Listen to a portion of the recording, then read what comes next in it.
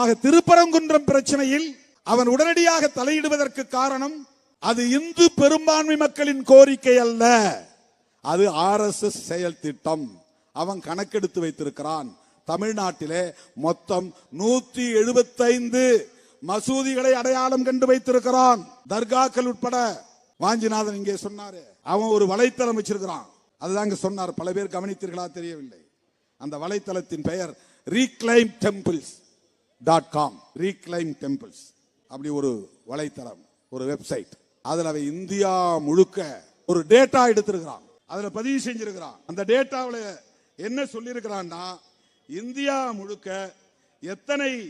எந்தெந்த மாநிலங்களில் எத்தனை மசூதிகள் இருக்கின்றன, இடிக்கப்பட வேண்டிய மசூதிகள், தர்காக்கள், அவன் ஒரு கணக்கு எடுத்து வச்சிருக்கிறான். அந்த கணக்கின்படி அவன் ஒவ்வொன்றாக அதை இடிக்க வேண்டும் என்று திட்டம் போடுகிறான். அந்த திட்டத்தில் ஒன்று திருப்பரங்குன்றம். இங்க இப்படிதான் நீங்க புரிஞ்சுக்கணும்.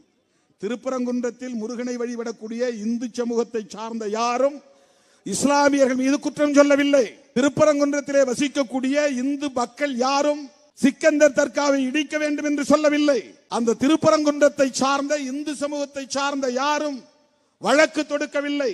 வழக்கு தொடுக்கிறவன் சங்கி. திருப்பரங்குன்றம் அயோத்தியாக மாறும். அதற்கு என்ன பொருள்? யாரை மிரட்டுகிறீர்கள்? அயோத்தியிலே பாபர் மசூதியை இடித்ததை போல் இங்கே சிக்கந்தர் தர்காவை இடிப்போம், அதுதான் அதற்கு பொருள். தர்காவை இடமாற்றி வைத்துக் கொள்ளுங்கள், இல்லை என்றால் இடித்து தகர்ப்போம், அதுதானே அதற்கு பொருள்.